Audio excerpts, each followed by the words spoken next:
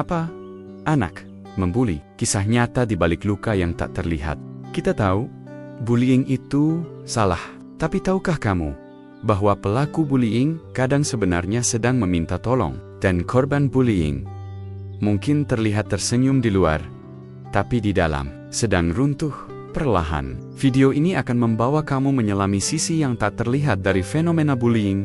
Dilihat dari lensa ilmu psikiatri, kita tidak sedang menyalahkan, tapi ingin memahami dan menyembuhkan. Bullying seringkali disamarkan sebagai candaan, tapi sebenarnya ini adalah bentuk kekerasan yang dilakukan secara berulang dan disengaja.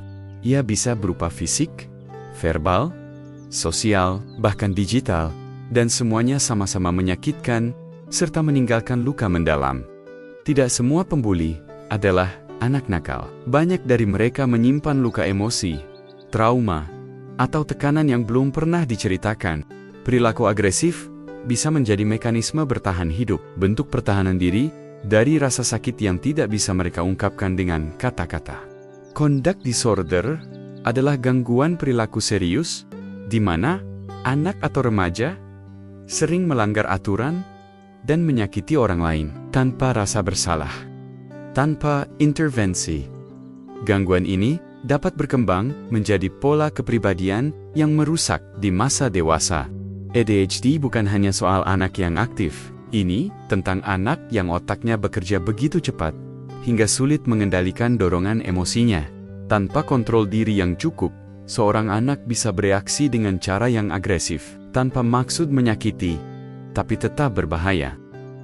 Oppositional defiant disorder adalah kondisi di mana anak secara terus-menerus menentang otoritas dan menjadi sangat sensitif terhadap batasan.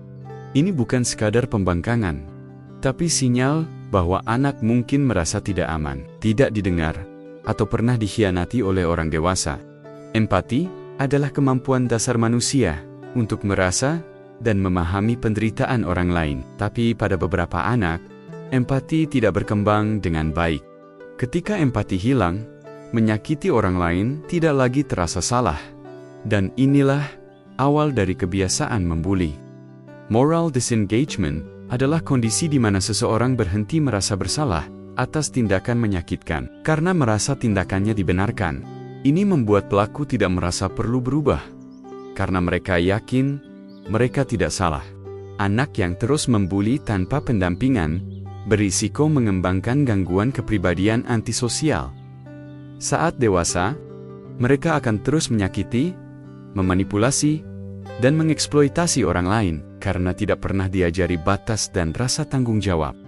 Callous, unemotional traits. Psikopati remaja ditandai dengan tidak adanya empati, penyesalan, dan ketidakpedulian ekstrem terhadap penderitaan orang lain. Mereka terlihat dingin, sulit diubah, dan seringkali menjadi pelaku bullying yang paling parah. Korban bullying seringkali tidak berani bicara. Mereka takut dicap lemah, atau tidak ingin mempermalukan diri mereka sendiri. Tapi di dalam hati mereka, ada luka yang terus menganga, dan jika tak disembuhkan, luka itu bisa menghancurkan masa depan. Stres akibat bullying bisa memicu trauma mendalam seperti PTSD, gangguan kecemasan, hingga depresi berat. Banyak korban akhirnya berpikir untuk mengakhiri hidup karena merasa tidak ada lagi yang bisa menyelamatkan mereka.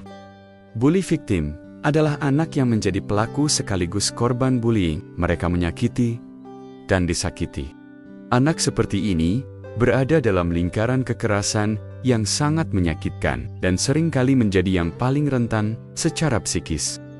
Emotional dysregulation. Anak yang tidak tahu cara mengelola emosinya akan mudah meledak, menyakiti orang lain, atau menyakiti dirinya sendiri.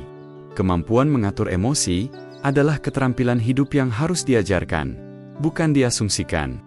Dengan bantuan psikolog, terapis, dan guru, baik pelaku maupun korban bullying bisa disembuhkan dan dipulihkan. Tidak ada anak yang terlalu rusak untuk diselamatkan. Semua butuh ruang aman untuk belajar jadi manusia yang lebih baik. Pencegahan bullying dimulai dari lingkungan yang penuh kasih sayang, komunikasi yang sehat, dan teladan yang baik.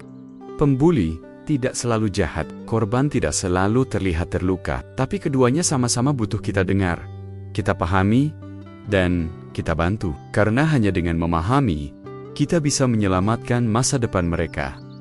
Bagikan video ini sekarang juga. Mungkin ada satu anak yang diam-diam sedang menonton ini dan butuh bantuanmu. Mari kita mulai dari satu langkah. Menyadari bahwa bullying bukan aib, tapi panggilan untuk bertindak.